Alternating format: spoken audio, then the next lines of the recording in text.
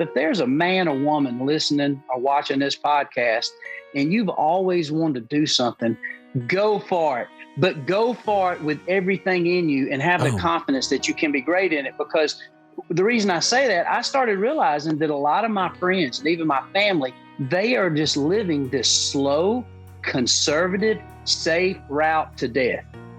And that's pretty bold of me to say that, but they're not taking any chances. And I have learned that you do fail a lot, but if you keep getting back up and swinging, you succeed. And so with this in America, there's so many ways. I mean, there's got to be a Jay-Z. There's got to be a Beyonce. Yep. There's got to be a Tom Rowland. There's got to be a Michael Jordan. There's got to be a Chuck Adams. There's got to be a Dale Earnhardt.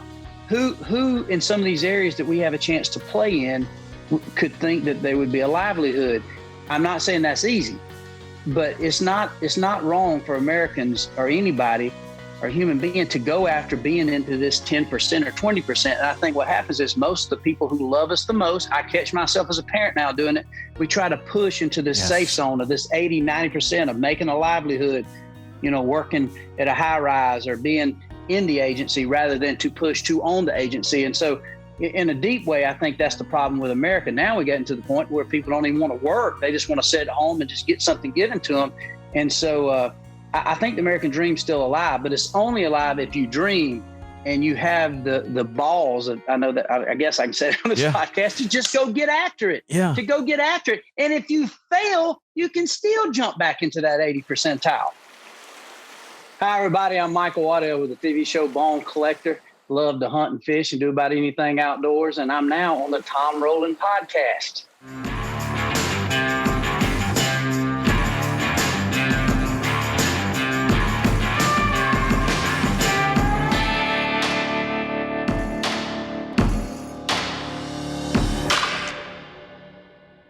What's going on, everybody? We've got a great podcast for you today. One of the greatest people in the hunting industry, certainly one of the icons of the hunting industry, is Michael Waddell, the man from Booger Bottom. That's his moniker.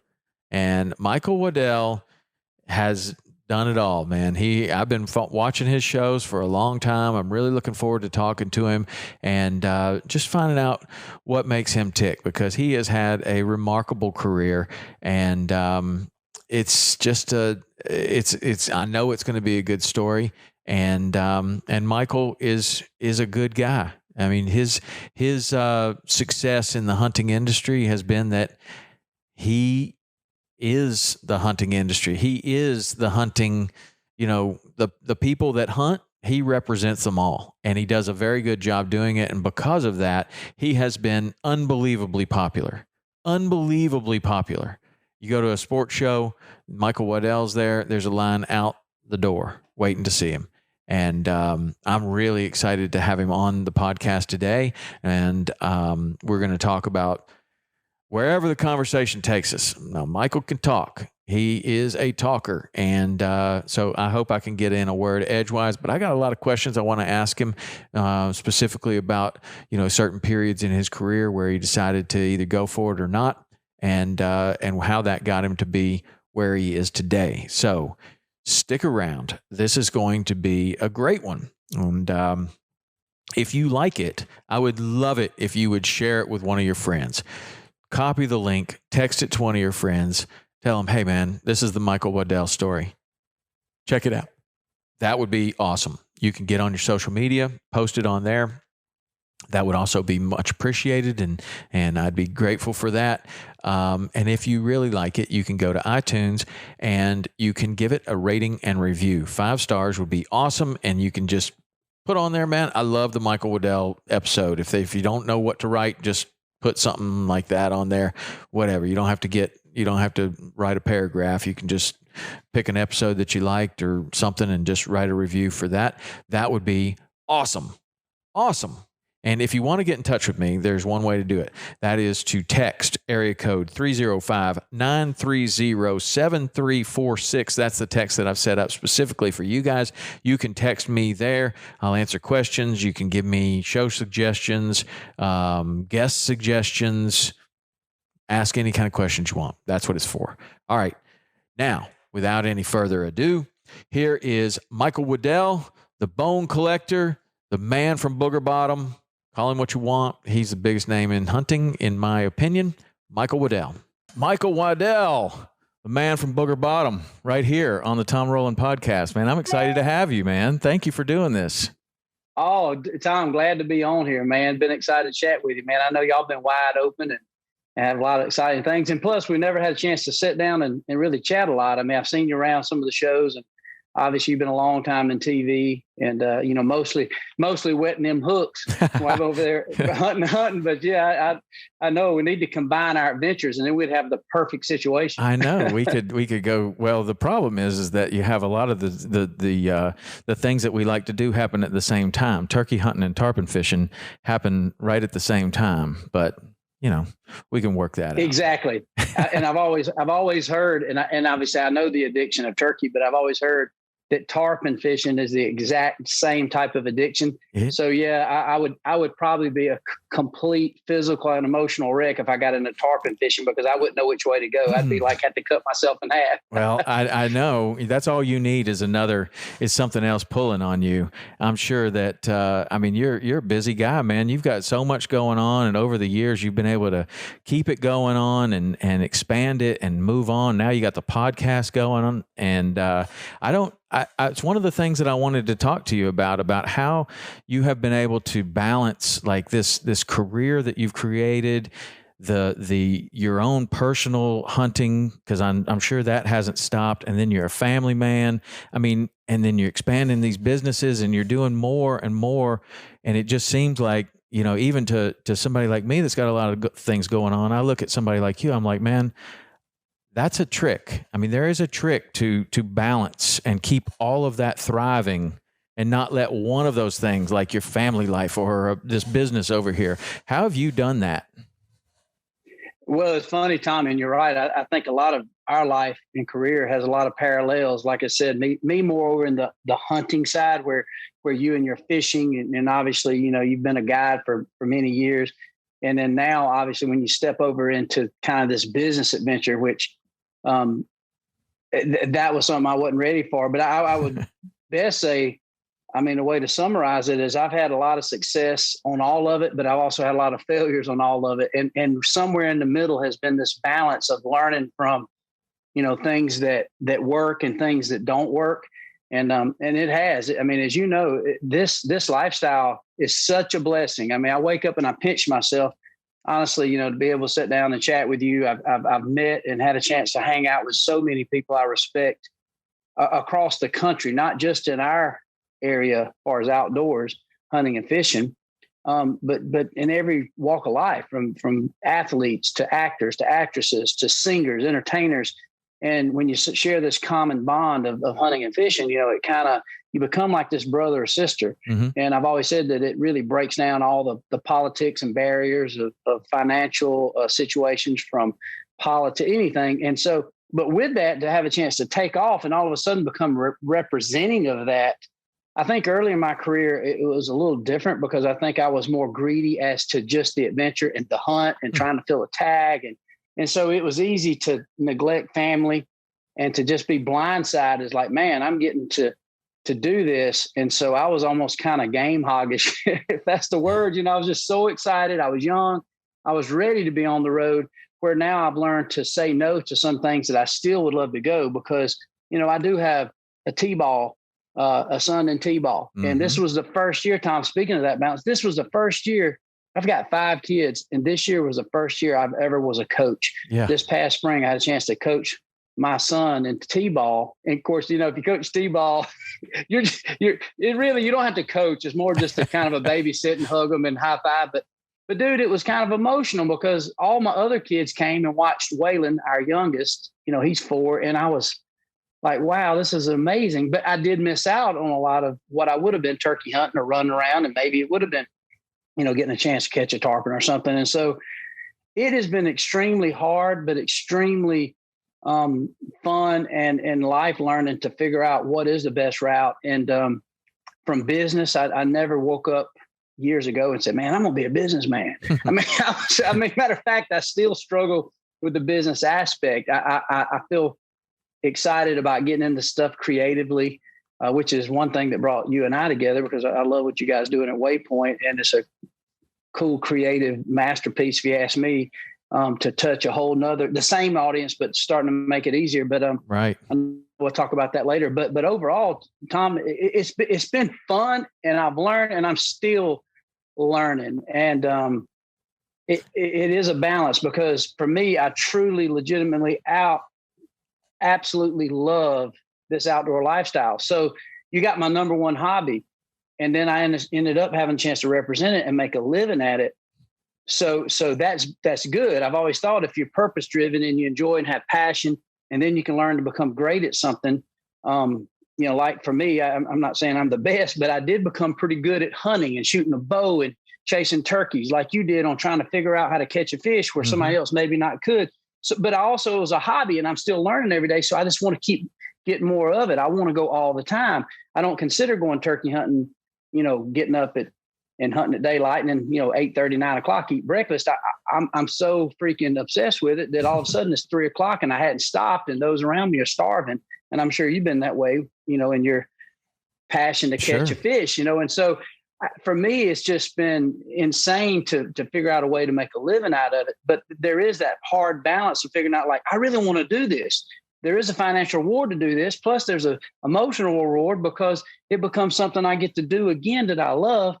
However, my kids are having a chance to receive AB honor roll. Right. I need to be there. So I've learned to balance that better. And to be honest with you, I probably failed more on the family side of it than I did on the entertainment side of doing the TV stuff, because I've learned better to know when to say no. Now obviously a little more gray in the beard, and you start appreciating things different. And, and you realize your kids, they don't care what your ratings are. They want to see you around. They want you at that ball practice. They want to go camping on a Friday night. They want to do those things. And so I've learned a lot. And I don't know, I feel like right now I've never been more excited to be where I'm at, because I feel very convicted about all things outdoors to promote it.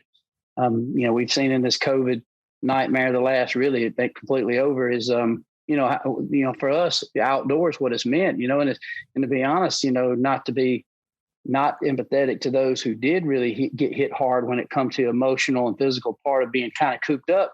For people like you and I, we just hit the water, right. We hit the woods. It's social distance. We've been social distancing for a long time. Like, you don't get too close. I don't even want you over here. I don't want to see anybody. All those grouper fillets come in handy last spring, It's like, wow. And so, if we don't have no chicken, well, we just kill one of ours. We got them here on the farm. You get an extra tomato. You don't give us away. Well, we still gave away a ton, but we had a garden. It kind of put us back into what we wanted to do. But I know that was a long answer to that question, but overall, I think I'm still learning, but that has been the trick to an outdoor career, because I think a lot of people don't realize it, but it's very similar to a professional athlete, to where you definitely have to balance, and it becomes tough, because it takes a toll on your family, because 90% of what you do that's on television and representing, and when you're handling business, typically you're out of town, you're going places, you're going to sales meetings, you're going to marketing meetings, you're out of town, and doing a hunting show, and you're gone 7 to 10 days to get one episode. And so it becomes pretty stressful as far as the time. Certainly not looking for sympathy, because our work is a lot of fun. And there's no stress in the work. The only stress is like, man, I wish I was home. My wife's battery is dead. Right. What do I do? Yeah, you're having to call a friend. You having to call your father to fix something that typically, as a man, you would be there to handle. Yeah, that's definitely been one of the things that I've wrestled with the most. I guess my kids are a little older than yours. Probably, I've got a 23, a 21, and a 17. And wow, cool age. I did get to do exactly what you're doing right now, and back off a little bit to be able to coach. I was a hockey coach and a wrestling. I didn't know anything about hockey, but they needed a parent that could do something. So I learned how to skate and went out there and we're roller hockey in Key West. You wouldn't think that would be something that they have in Key West, but they do. And I could skate. I always said I could skate just good enough to really hurt myself badly, because I could get going pretty fast, and I could even go a little bit backwards. But man, it was I was teetering on the edge of a wipeout all the time. But then that wrestling coach and football coaching and soccer coaching and stuff like that, just to take that little bit of time away from the fishing and the business and everything else and spend that with the kids, it was really rewarding. And it actually turned out to be something that, it didn't feel like, man, I'd really like to be out there. It was like, no, this is exactly where I want to be. I want to be doing exactly this. And that's an interesting feeling. Like when you kind of feel like maybe the turkey woods are pulling you in that direction, but you're like, this is where I need to be. I killed enough turkeys. I've done, enough of this kind of stuff. And right now this is where I need to be.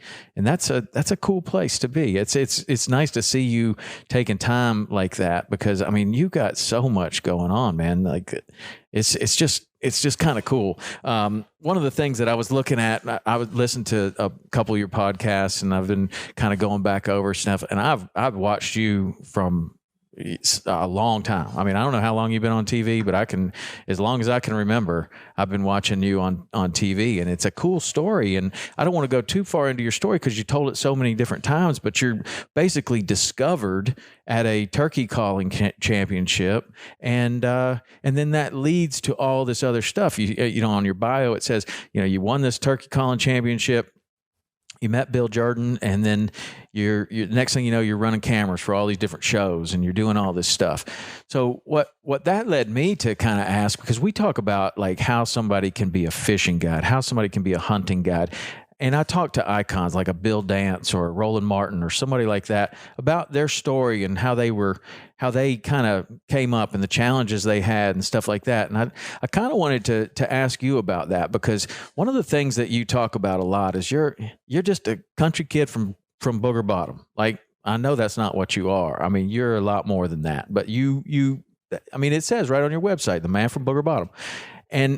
But there had to be a day where you were the kid from Booger Bottom that hadn't seen a lot, and now you're going out and you're a star, dude. You are the biggest star in the hunting industry, in my opinion. And I went to some of those shows where there was a line out the door to see you, and I'm just like, how was that for a kid from Booger Bottom to all of a sudden have that? And I don't know when in your career it exploded like that. But what was that like for you? Did you ever struggle with that?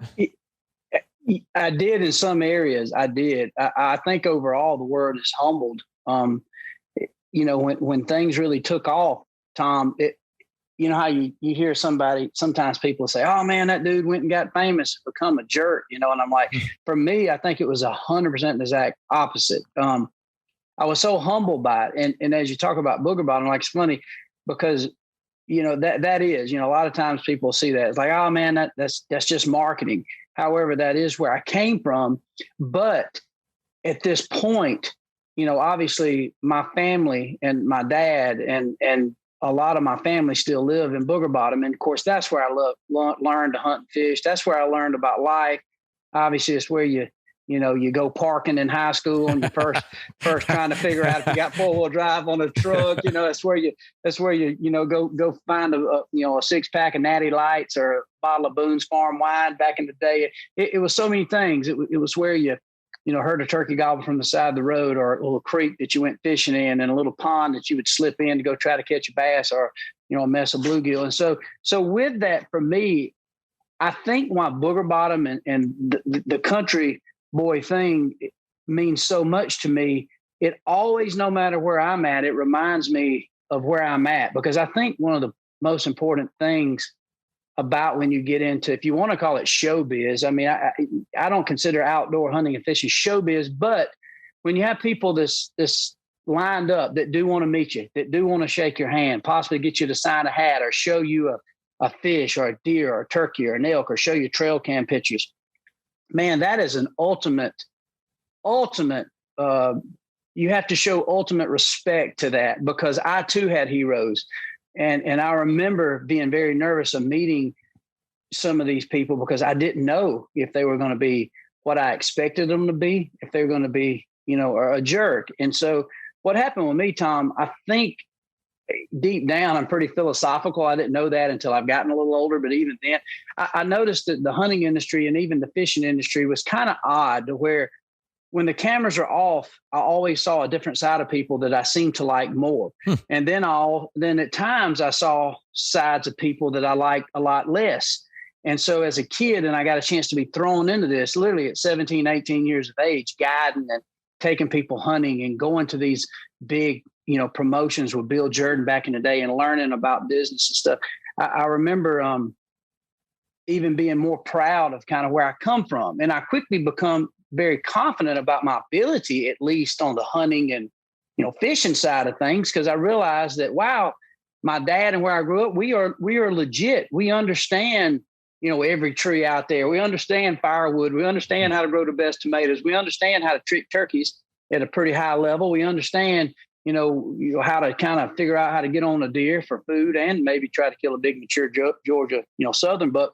And so I started realizing that I started gaining my confidence in my ability as a hunter, but I hadn't yet crossed that barrier of being proud of being the guy that mispronounced words, being a guy that was a solid D student that, never has figured out what chemistry is and calculus. And I struggled, and I realized that I wasn't a good student. I realized that I hadn't been to any colleges except for a freaking party.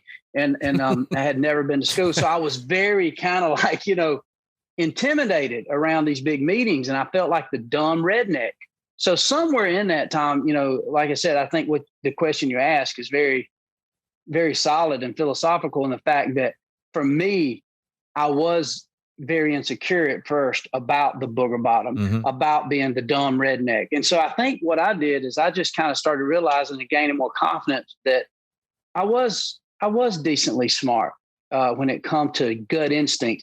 I didn't know what EBITDA was in business. I didn't know, what margins meant. And I didn't understand that you could sell $2 million worth of product and still lose $1 million. I didn't understand all these things. I didn't understand that when you walked into a meeting at Walmart, you might only have 10 minutes to present for your partners.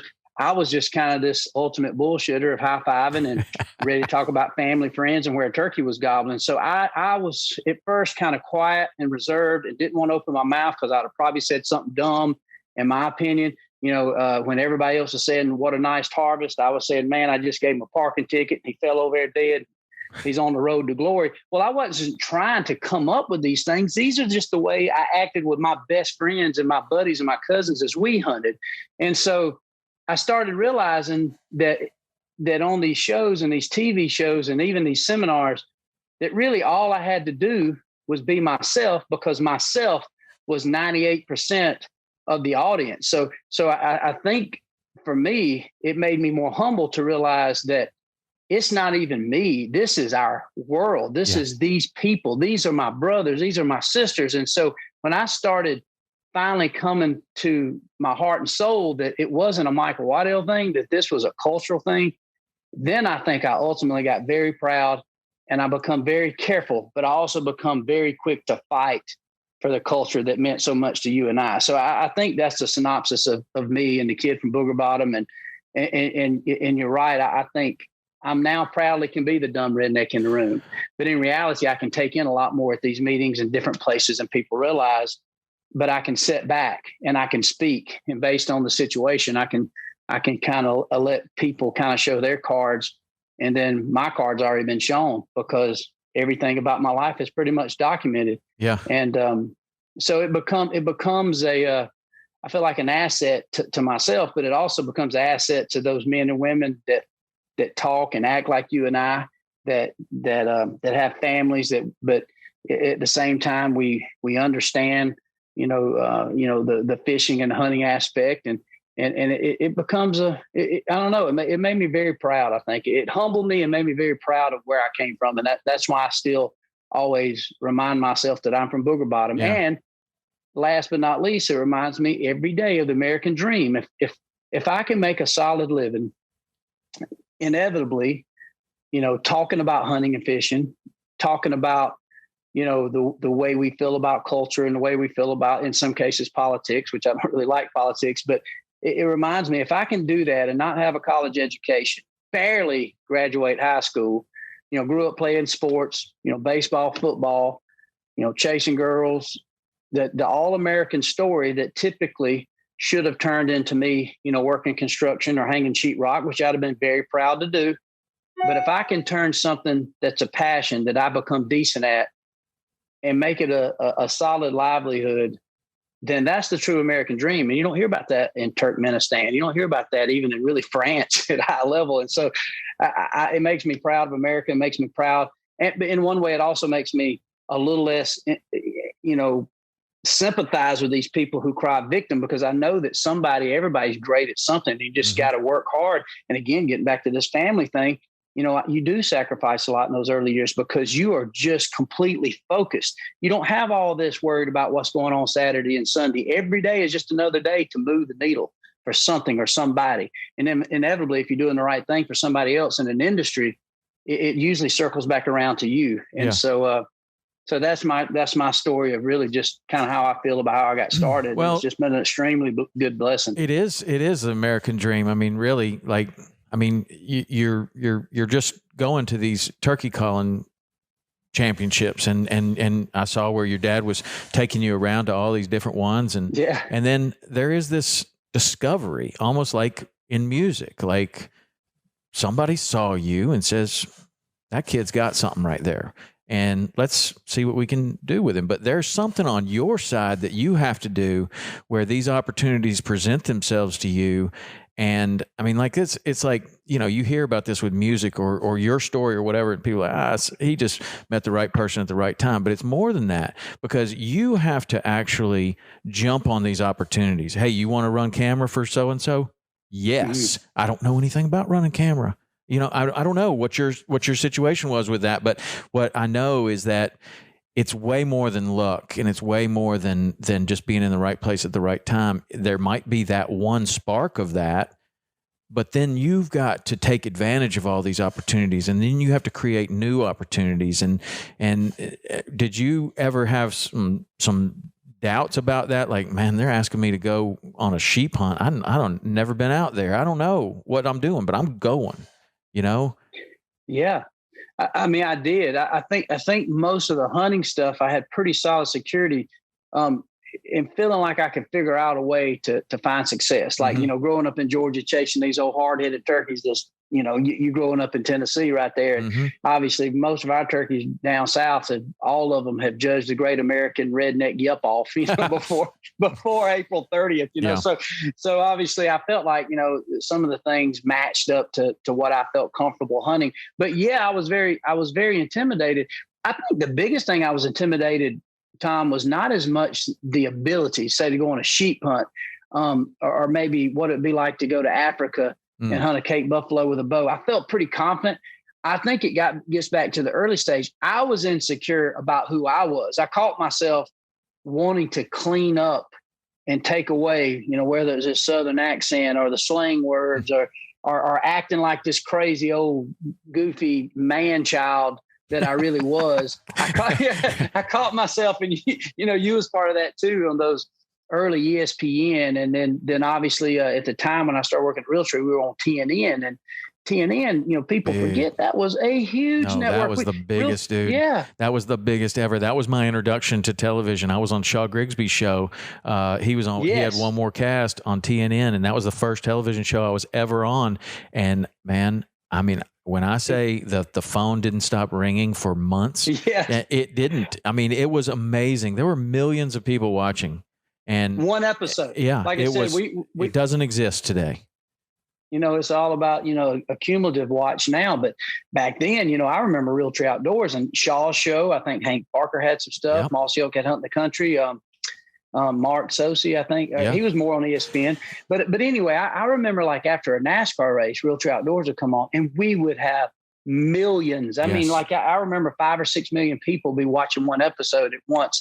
And that was huge in the outdoor space. And so I remember thinking and having this, top of mind that, oh my God, first of all, I'm editing and producing. Now, go back to that. I didn't know anything about TV. I was I remember the AB roll editor, the editing, and having these big beta cams. And I remember thinking, like, man, You wouldn't hold that thing open you wouldn't hold a door open with that thing today. It cost $100,000. I know you're in the fitness, Tom. Look, if we were all camera guys back in, between, let's say 88 and 90 and 2000, we were all in shape. Yeah. If we were running a camera. It was a 60-pound camera on your shoulder. Oh, dude. I mean, you was freaking real. Yes. And then you had those big Benton or cycler sticks, those things weighed 40 pounds each, I bet. And then those big bricks. So anyway, with that said, I didn't know how to run all this stuff. And then to find out that this camera setup cost as much or more than my house. Yes. And so, and then I'm editing this stuff. So I think I was at that beginning part of that, my insecurity came from, wait a minute, man, I would like to spin it to more Booger Bottom. You know what I mean? I wanted to spin it to where, not spin it, but I felt like that, the outdoor space was missing some of the biggest entertaining characters. Man, like I said, you grew up guiding all these fishermen, and then you meet a lot of these guides or these just people that live in the woods or live on the water. And dude, they are characters. And the people that come hunting are characters. They're on vacation. They're crazy guys from the Northeast, New York, Pennsylvania, crazy old Southern rednecks from South Alabama. And so you sit around them guys and you never quit laughing. There's jokes out the wazoo. And so I thought, man, this is kind of what the industry is trying to cover up. And I'm thinking, I want to expose it because it was, to me, it was Duck Dynasty before Duck Dynasty. Right. And so anyway, I think I was insecure about that. But once I found that, wait a minute, we're missing the best elements of it. I think that's where it came clean for me. And I was real insecure. I remember the first seminar I did, like, man, what do I talk about? I mean, or how do I talk? I remember writing everything down on this paper, trying to bullet point out how to give this seminar. And I remember completely just trying to go off this outline, and I was failing so bad, Tom. I remember thinking, okay, I just got to go back to bullshitter's ball roll, just having fun and bull crapping my way through it and cutting a few jokes. And then quickly people started laughing. And, and I remember early on saying, people asked me a question about, what's this, and what's the best brace height on the bow, and what's the mechanics of this? And like, man, I don't have a clue. And they're looking at me like I'm supposed to be this professional. And I'm like, man, I don't know. And I remember immediately those type things are where I started grabbing my security. But I was insecure, not as much to hunt. I was insecure, I think, representing what I considered this hunting space. Yeah. And then I started realizing that, man, I can do this. It's not because it's anything special in me. It's because I am the space, if that makes sense. Yeah, yeah. No, and it worked, man. It's funny because one of the things that I've talked about a number of times is that that if you stay with something long enough, the thing that you think is your biggest weakness will turn out to be your greatest strength. And like your story is very similar to that. Like you're getting 100%. In, you're thinking, oh man, I'm just this kid from Booger Bottom. I don't know. But then once you get enough experience to realize all the things that you just told me, like that's your greatest strength, that somebody that's not from there, somebody that doesn't have that they would always be perceived as fake. They would always be perceived as a poser or whatever, that's not who that person really is. And that turns out to be the greatest strength that you had. Of course, you got lots of other strengths. I mean, you played down like, you barely graduated high school, but man, I mean, you're just, even in just what you're saying, like you jumped at the chance to edit. You know how to edit, but somebody gave you the opportunity. And that's what I'm getting at is like this road to success. Maybe there's some opportunities there, but you actually have to take advantage of those opportunities and get yourself in a position to where you're very uncomfortable. I'm sure. I know I did. Yes. Of somebody gives you a chance and you're like, man, but I don't know anything. And it would have been real easy just to say, nah, man, I'm gonna be hunting this Saturday. I don't think I can help you edit that show. I'm gonna be out here. And that opportunity goes and somebody else takes it and takes off. Somebody will step up to the plate. And Tom, what you're saying is so spot on, because you're exactly right. And one reason I was excited to come on your podcast, because we do have a similar story. And coming from the South, obviously you getting out West and starting to guide and even guiding. Like my first job at Realtree was guiding. People don't realize, everybody said, man, be awesome, be an outfitter, be a guide or be a fishing guide.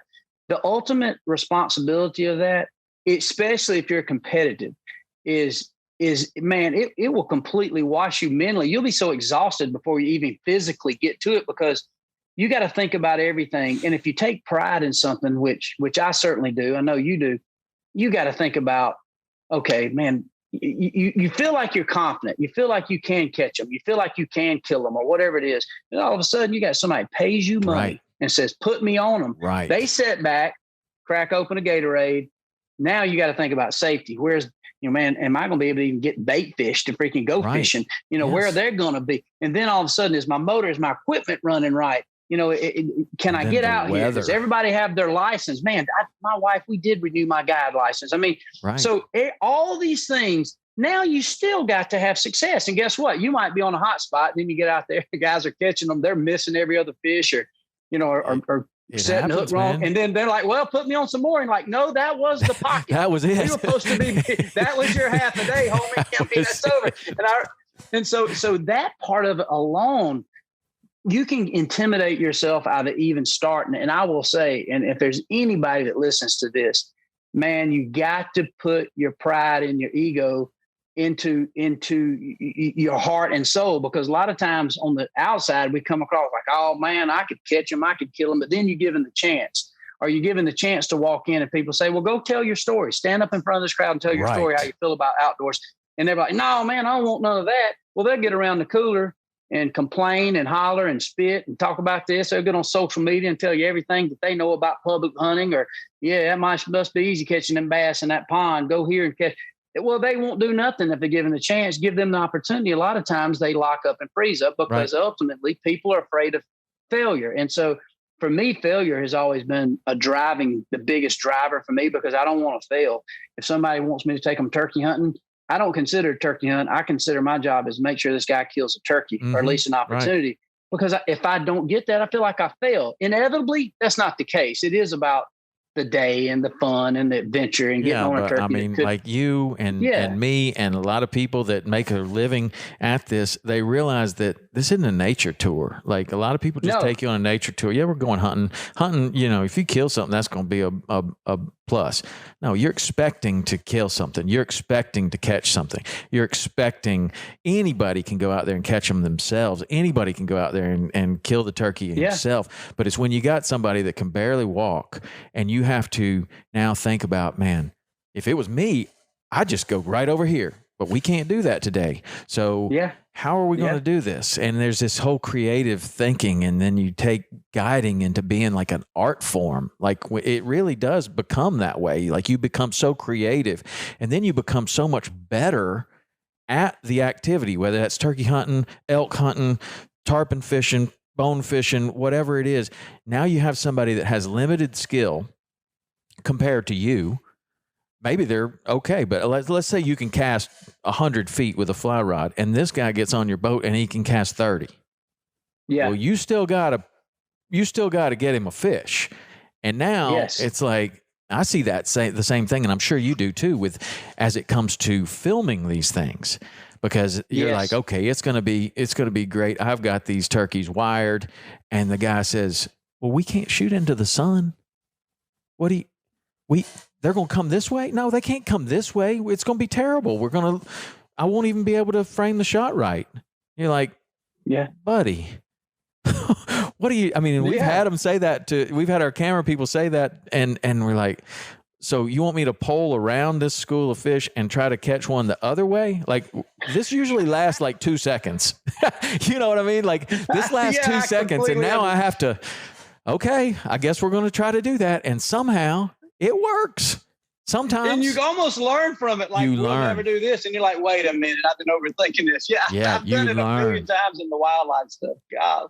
I know, but you learn so much, and it makes you so much better. It's fun. It does. I do think it does. I mean, it does, because you're putting these challenges. And matter of fact, Tom, and I want to, get your take on this, but I tell you something else I learned too about the outdoor space and doing what I've done.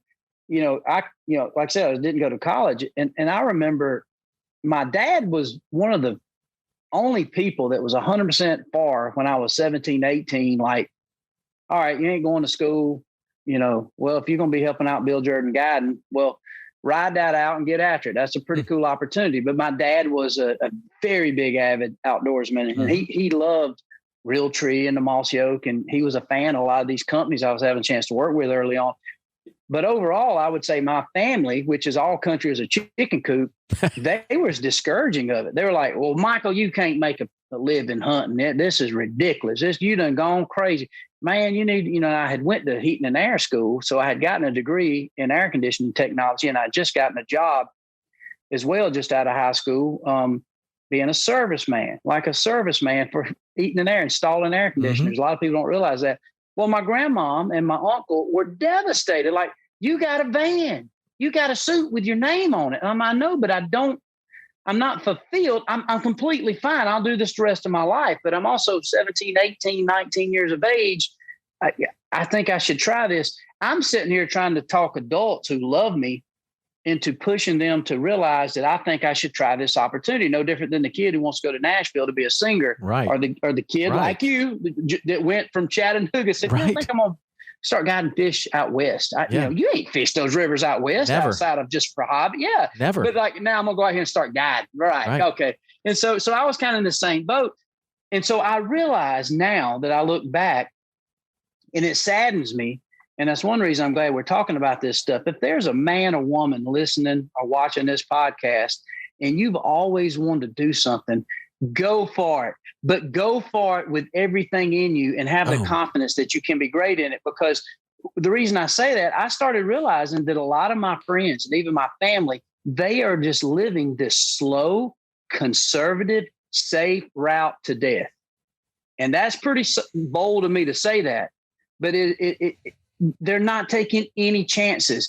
And I have learned that you do fail a lot, but if you keep getting back up and swinging, you succeed. And so with this in America, there's so many ways. I mean, there's got to be a Jay-Z. There's got to be a Beyonce. Yeah. There's got to be a Tom Rowland. There's got to be a Michael Jordan. There's got to be a Chuck Adams. There's got to be a Dale Earnhardt. Who in some of these areas that we have a chance to play in could think that they would be a livelihood? I'm not saying that's easy, but it's not wrong for Americans or anybody or human being to go after being into this 10% or 20%. And I think what happens is most of the people who love us the most, I catch myself as a parent now doing it, we try to push into this safe zone of this 80, 90% of making a livelihood, working at a high rise or being in the agency rather than to push to own the agency. And so in a deep way, I think that's the problem with America. Now we get into the point where people don't even want to work. They just want to sit at home and just get something given to them. And so I think the American dream's still alive, but it's only alive if you dream and you have the balls. I know that I guess I can say it on this podcast, to just go get after it, to go get after it. And if you fail, you can still jump back into that 80 percentile. Well, you can still. You can, but you're crazy to think that you're going to do anything, whether you're living the most conservative, slow walk to death, like you said. I may have said it a little differently, but whether you're doing that or whether you're trying to be the next big country music star or the next Michael Waddell, whatever it is, you're going to fail. You're going to fail conservatively or you're going to fail swinging for the fence. It's how you how you react to that failure, and whether you learn from those mistakes and move on, or whether you fail and go, man, well, that wasn't for me anyway, and go back.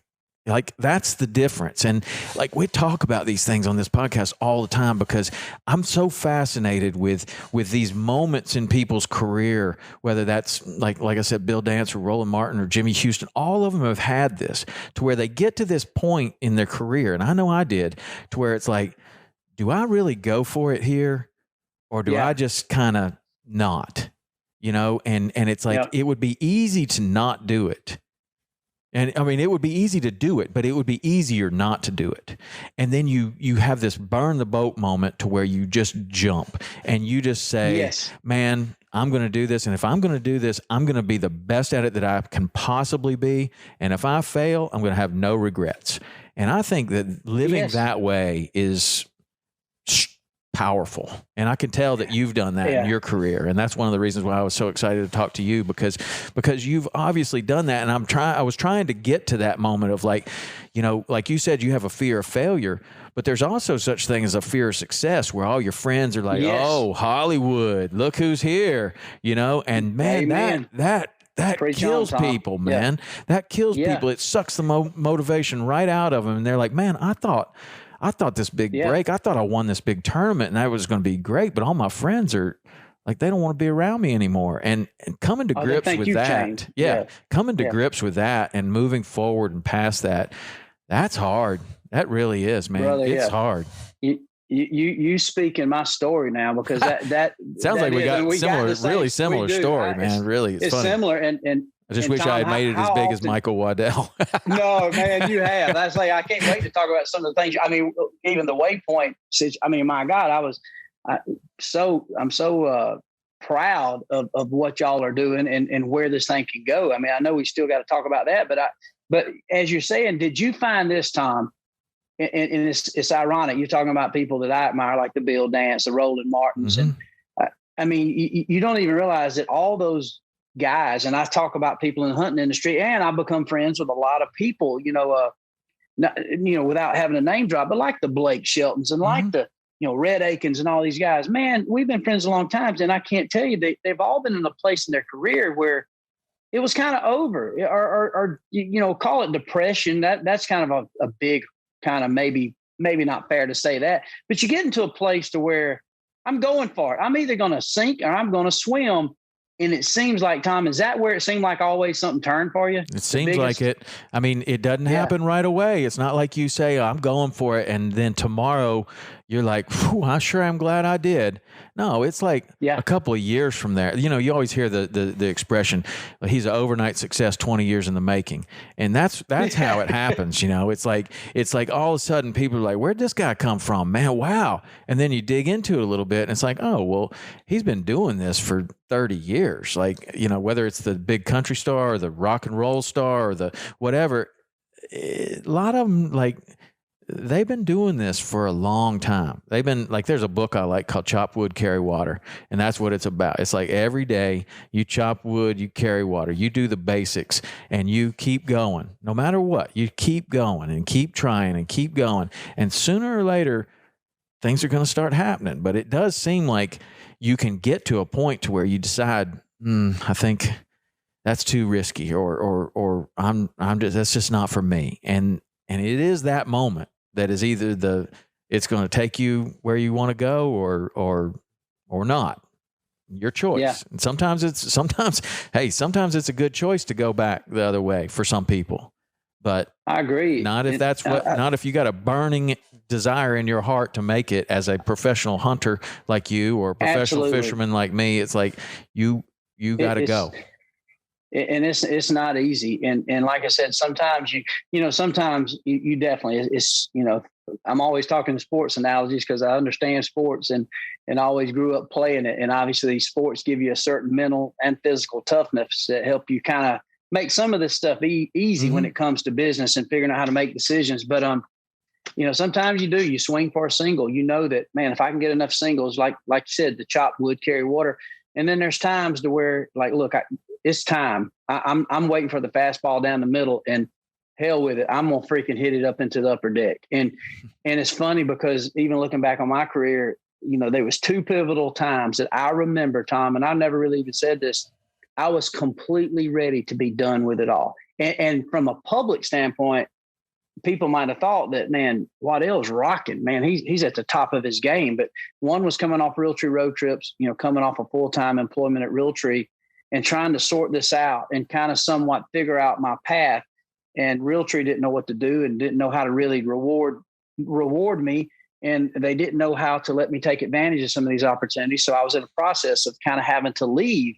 But I remember being so depressed and kind of disgusted. I was going through a really tough time. I wasn't seeing my kids. I was killing everything. I was not making any money. I was not making good money because I was just working as a full-time guy, but I was working every weekend at every Bass Pro Shops, every Cabela's, every Gander Mountain, every store out there. I was going for promotions for outdoor channel. I was going promotions, for all these companies, and really at the end of it, all I had was some, new boots and a new bow, and no money, and my marriage had failed, and my kids are like, and your name is Daddy. And I remember thinking, bullshit, I'm done. I'm over this. I'm either going to figure out a way to handle some of these situations. And at that time, I would say selfishly, I was thinking, I'm either going to make some money at this, or I'm going back and going to work in construction with my dad. Mm-hmm. So I was like, I'm going for it. I'm going to go big, hard. And if it don't make it, then I'm completely fine. And I can say that my life's been good. And then soon after I did that, quickly, man, we found great success, both financially and being independent. And then, I went through some tough business times, but then soon after that, I go through a very bad divorce. And I remember once again, I was in a place in my life, personally, I was thinking, nope, I'm going to make these changes in my life, and it's going to take me into where I need to be. And if it don't, and I have to leave this behind, I will. And holy cow, it turned into something great. And so with that, I've just learned that is part of being a man or a woman. And you just learned that you can let the fear of failure drive you, but you also can learn to live with failure, knowing that you at least did try. And I think the biggest nightmare I would have, if I look back, my biggest regret would be I didn't change anything and I didn't go for anything. That would be more depressing than to fail, than to not have at least tried to get up to the plate, for sure. I'm with you. I'm with you 100%. Like that fear. There's a fear for me of living with regret these days. And as I get a little bit older too, I realize I see it with people. They're like, man, I could have done something like that.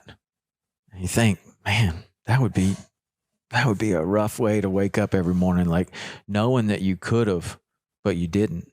And then living for the rest of your life, like just saying that all the time, like I could have done that. Like in Napoleon Dynamite, like, man, if the coach had put me in there, I'd have thrown that football over that mountain, We'd have won the state for sure, like that guy, he's living with that all the time. And that's the advice that I give to people too, because for whatever reason, I guess I'm sure a lot of people ask you the advice too. Like, how did you do this? What would you tell me to do? And it's like, man, just go for it. Go for it. And just go for it. Especially if you're young, man. If you're young, what's the worst that's going to happen? You decide it's not for me, or you decide, well, I thought it was going to be a little bit better, or whatever. But I do know people that came to the Florida Keys and they tried guiding for a while, and they might have guided for 4 or 5 years, and then they leave. Yeah. And they're fine with it. They're leaving on their own terms. They decided that, you know what, this was great. I went for it. I competed with what I see are the best fishing guides on the planet, and I was one of them. And I did this. Yep. And now I'm going to go back and I'm going to work with my dad, and I'm going to be happy with it. Or I'm going to go back and I'm going to do this, or I'm going to go set up my business over here, because I don't want to be that guy that's, 60 and having a hard time right now because they didn't save any money and they just are guiding on the day to day. And I'm sure you see that in the hunting industry too. It's like, there needs to be kind of a plan here of what happens when your body starts to fail you, because like you say, it's like being a professional athlete, very much so. I mean, you are active and moving, and if you can't move, it's going to be tough. I mean, not impossible. I know a great fishing guide that's in a wheelchair. He's a great fishing guide, man. He does a great, and he doesn't move very well, but he's figured out a way to do it. So I don't know. It just seems like living with regret. That's the fear that I have the most of, I think, is just knowing that it was there for you, but you just didn't do it, man.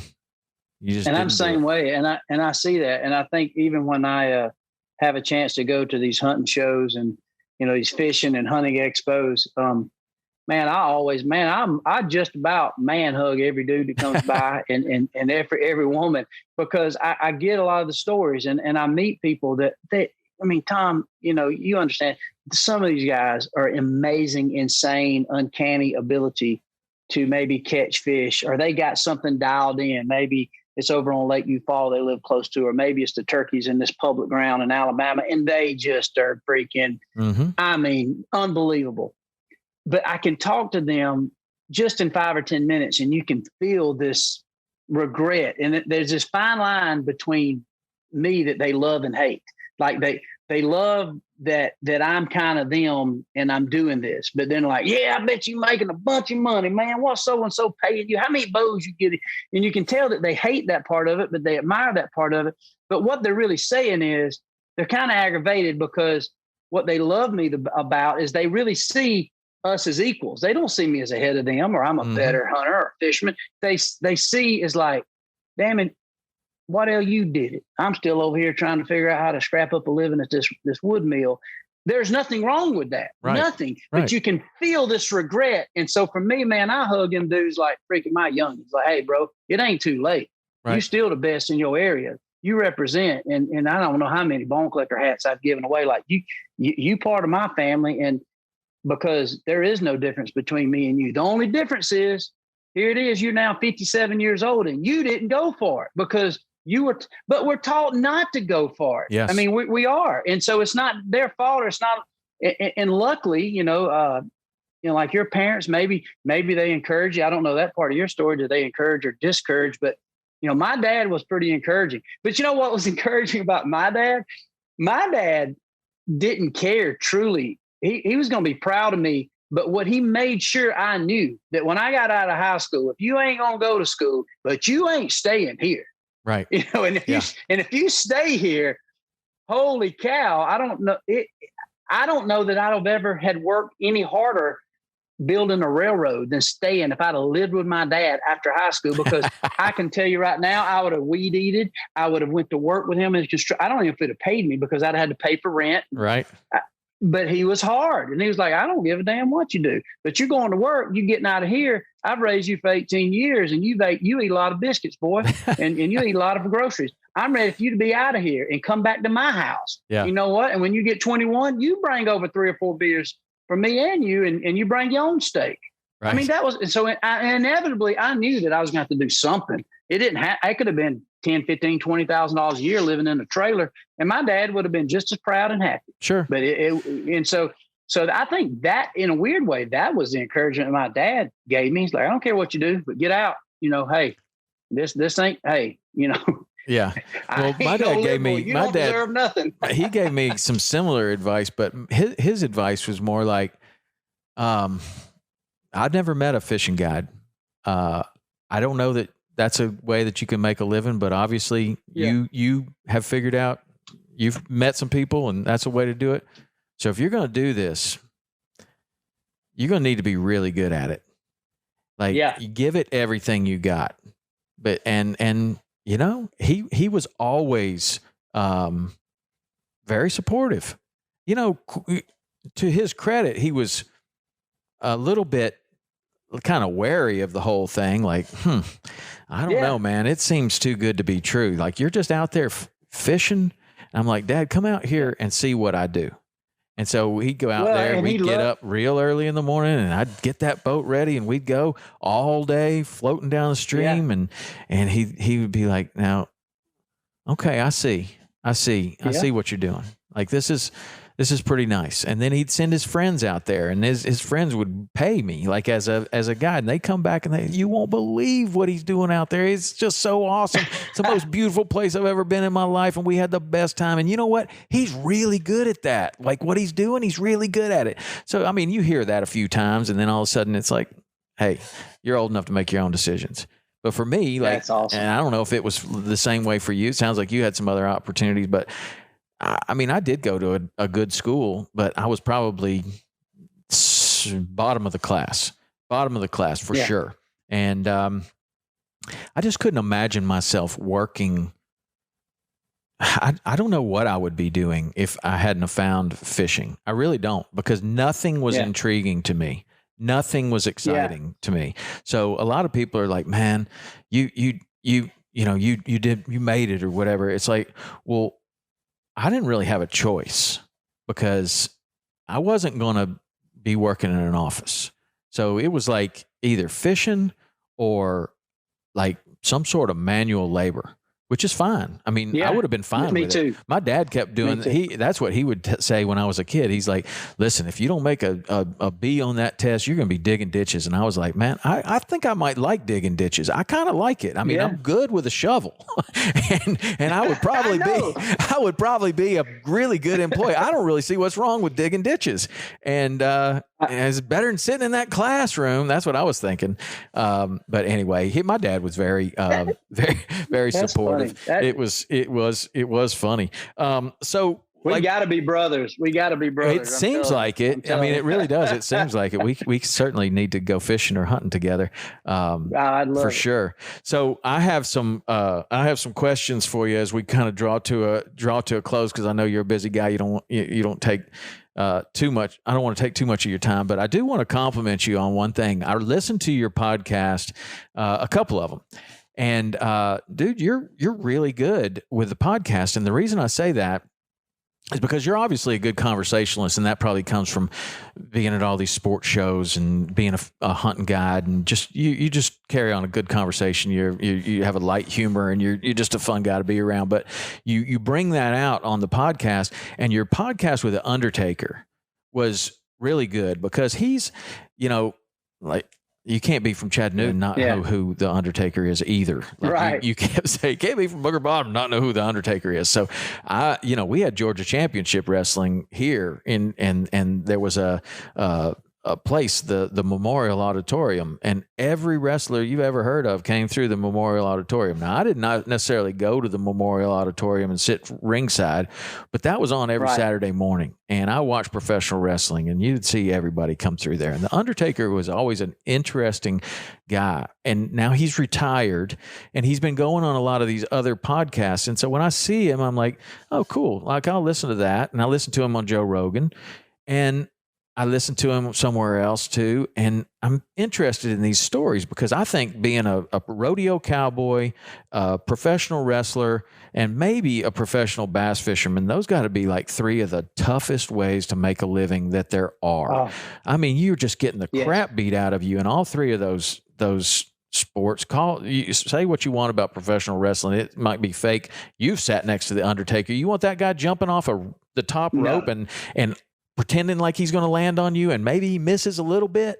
Like, now your shoulder's jacked up for 3 months, right? Like, I mean, that wouldn't a quarter of him land on you is like most full-grown men. Yeah. And now you got to drive to another place, and you got to do it again. Drive to another place and do it again. He's saying 270 days on the road. Anyway, you got some stories out of him that he hasn't told on the other podcasts. And you had this real natural way of communicating with him. And I could tell that you didn't really know him, but you were able to break through and get into this way of, I mean, it sounded like you guys were old buddies, but you could also tell that you weren't. But I just wanted to compliment you on that, because you should stick with the podcast, man. You're good at it. You're really good at it. And you're going to have the opportunity to get some really great guests, and I think it's going to be a big thing for you. I really do. Do you like doing it? I appreciate it. I do enjoy doing it because, like I said, my wife tells me I probably talk too much. I get excited, and I think I feel like I talk more now than I ever did.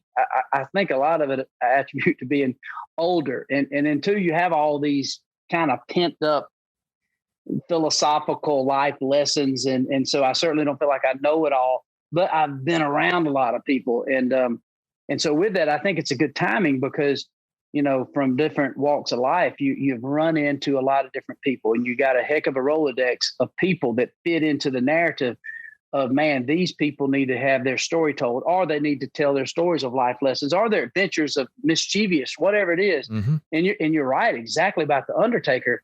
I was so pleased that he would come on the show because I was a huge fan of him, but I'm kind of like you. I was just more, I didn't know him, but I knew him as the Undertaker, but I knew nothing about him. Like I had to find out his name was, Calloway, Mark Calloway. Yeah.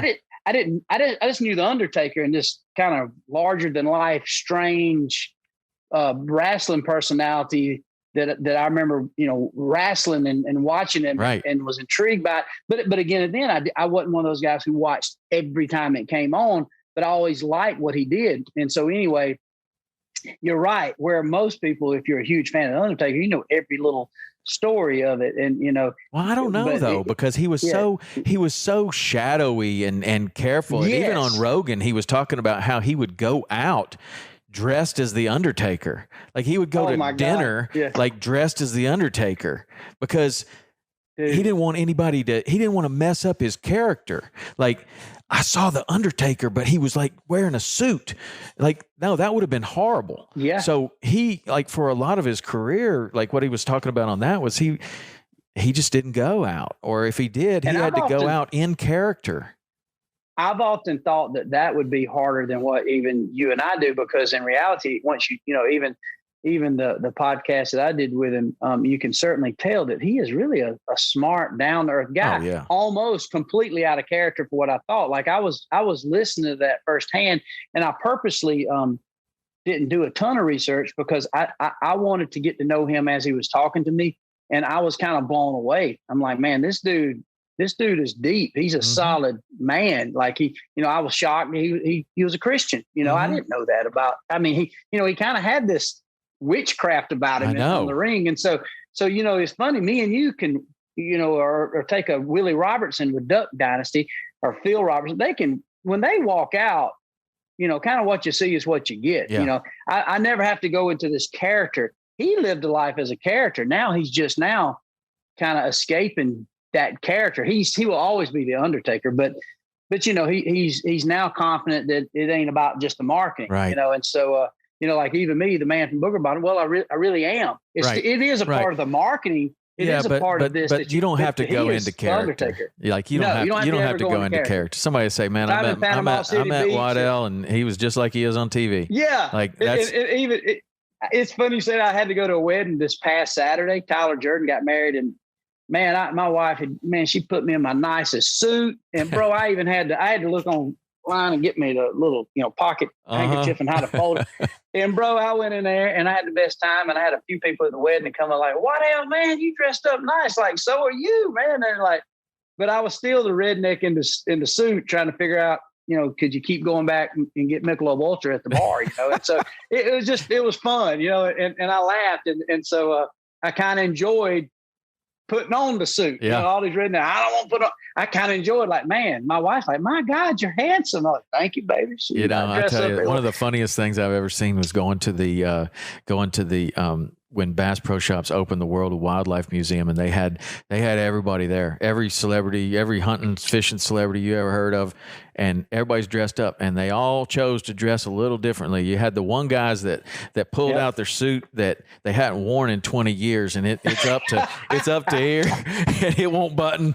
And then you had other guys that they went all out, man. Jim Shockey shows up, and he's got this Western whole get up going, and he looks sharp, dude. Yeah. I mean, and then it was just funny, like just to see everybody. I saw Bill Dance without his Tennessee hat on for the first time ever, and he's wearing like a blue suit, and I was like, damn, Bill Dance looks like somebody's well-to-do grandfather right now. Like, it was just funny just to see everybody doing all these different things. But anyway, that is funny. All right, man. So one of the things I want to ask you, and just keep the answers just brief, was hunting and fishing better before social media or after?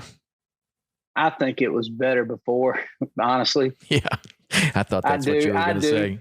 I do, because I think now people hunt just for the social media rather than their own internal passion or pleasure of it. I see that a lot. So, what's your favorite reel tree pattern ever created?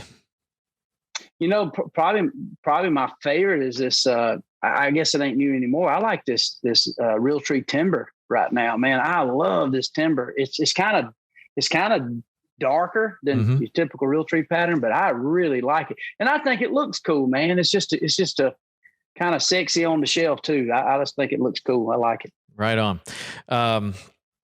In your opinion, how do we ensure the future of hunting and fishing? I think the number one thing people would say, let's make sure we pass it down to the kids. And inevitably that is the ultimate, goal. But I think right now we're in a different time than we've ever been, but it could be taking a turn for the good. So overall, I'm not as excited with, let's just say where things have been headed lately, as a country.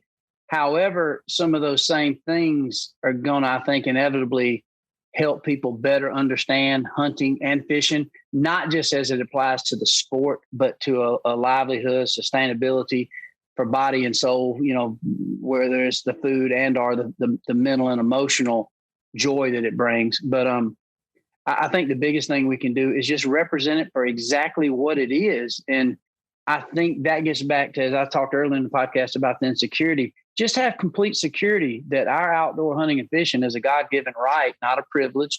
It's a God-given right that's given to us, no different, very similar to a right to defend yourself. And so when you understand that if you're hungry and there's not a grocery store with chicken breast, it's okay to hunt a squirrel or a rabbit, regardless if you're an animal lover. It's all right to go and, all those people's got them bass fishing ponds. And I've done it the last 2 summers where it's like, hey, man, we're taking everything out of here from 13, 14 inches down. We trophy. Dude, I would rather fish those places. Man, I'm flaying out fish out the water. So I got more bass flays. Eating bass is still fun for me. Oh, yeah. And so you start realizing that hunting is more than just a trophy room. And I think I would end with that because I think this question deserves a little longer answer. I think I would say hunt from a passion and hunt from the standpoint of what can you show about hunting, the same joy that if you really passionately love it, what is it that you want to share with others about it that you love? And when it comes to trophy hunting, I think there's nothing wrong with that, but we have to be careful in our venture to build these trophy rooms, because at the end, if we step all over everybody and we, ruin relationships, friendships, marriages, or whatever, over just a dead deer on the wall that might score high, or the same with, trying to catch the world record marlin, all of a sudden you're going to be that jerk, with a nice cigar and a glass of scotch in a lonely, dusty trophy room with no friends. And you really didn't do anything for hunting and fishing. So for me, remember that the true trophy is really the adventures and the stories and the laughing and some stupid joke you and I are going to play on each other, or just the fun, the laughter. Maybe it's meeting your wife, your kids, vice versa you, or maybe it's some cornbread we ate at camp that we're like, holy cow, it's the best freaking cornbread. And you forget that you killed a big deer, right, or killed a longest spur turkey, or caught a big fish. I think that's what the biggest thing the hunting industry misses. And I think we need to keep celebrating that, because that's more important than the trophy. But inevitably, the trophy that the outdoor space provides is a sense of providing for us, and not only spiritual, but true subsistence. If we get to the point where you can't go buy a ribeye or pork chop or chicken breast at the store, if you got access to, we do it public ground or private ground, we can survive. And hunting takes on a different toll, not just for those people like you and I who made a living at it, but also somebody in New York City who realizes, like, wait a minute, this field to table is pretty smart process. Mm-hmm. This lifestyle, or this life that these people are living, that I used to call them redneck hillbilly hicks, they're pretty smart. They're pretty smart. And that looks pretty peaceful and pretty independent from what I have lived. And you'll realize that the people that don't understand hunting and fishing, sometimes they're very dependent mm-hmm. on somebody else to do their killing for them. Right. Almost entirely, in fact. Okay. So last question, what are you the most grateful for? I think I'm most grateful right now for my family. A good Lord has forgiven me over all the dumb things I've done. Lord, I've been I've been to church, but I've also did plenty of hell raising, and I'm still a sinner. And to look at the road, all the roads I've been down, and have a great wife that stands behind me, healthy kids. Now I'm most grateful for the very simple things. I wouldn't even say the chance that I'm going to get to go elk hunting again. I'm thankful for that, but I'm truly, humbly grateful that as I sit here and speak to you, Mark, that I got my health, that I can still get up and I can go 2 or 3 miles or 7 miles in the elk country. I can still get out there and play one-on-one basketball with my kids, and they're getting where they whoop me, because my youngins are 14 to 21, 1 to 4. I school him all the time. but I'm thankful that I got my health, that I got people that I know I've identified that truly love me, and they have unconditional love for me, and I got unconditional love for them, so I'm most grateful for the very, very elementary, simple things more than I am any of the other things, whether it's money or anything like that. I'm very confident and have peace that no matter what could happen right now, I think with the foundation of those people I got around me, my father, my wife, some close friends and relatives, that I'm in a place, no matter what happens, that I could find a certain peace, whether it's in a huge house or a single wide or a camper trailer, or whether it's eating bluegill or eating filet mignon at my favorite restaurant. So I think I'm grateful for that mindset more than I am anything in those elementary things of having, I don't know. It's just, it's a certain nirvana for me. I literally, it sounds crazy, but my wife and I just built a house and just the other night, I walk out, turkey season's over, and I didn't even told her this story, but I walk out on my porch and I went to Cracker Barrel, bought me a couple of them rocking chairs, right? And so I walk out there and I had me pour me just a little bit of some Irish whiskey. I'd been watching that Peaky Blinders, so I poured me a little Irish whiskey over the rocks. And I sat up in that rocking chair, and the sun set and the sun went down, and I'm looking at my farm, and I got some pecan trees out here, and old whippoorwill is fired up. Just 2 or 3 whippoorwills are singing, and I can hear my youngins. I can hear my youngins running around in the house. My wife is cooking. She's making some country fried steak and with some brown gravy and mashed potatoes and macaroni and cheese.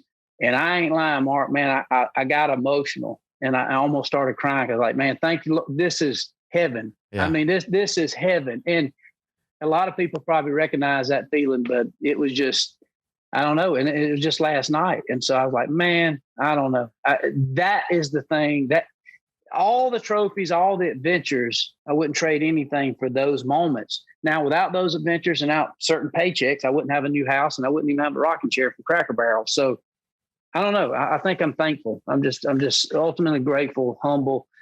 And I feel like I'm in a good spot as a man. I don't know. Yeah, that's a great answer, man. Can't do any better. Well, I want to thank you really for coming on, and you've had a remarkable career that is really probably just getting started, man. You probably got so many. We'll do another podcast to find out what's coming next for you, but I'm sure that you're not going to sit still. You haven't sat still since you started, so I don't think it's happening. Well, thank you. And one thing I want to say before the podcast ends is definitely, man, definitely want to give you a huge high five, hug, whatever it is, for what you guys are doing at Waypoint. Holy cow. Like you said, you talk about getting those places in your life to where you just go try something, and congratulations on all your success and your partner. Y'all definitely paving a heck of a way out there.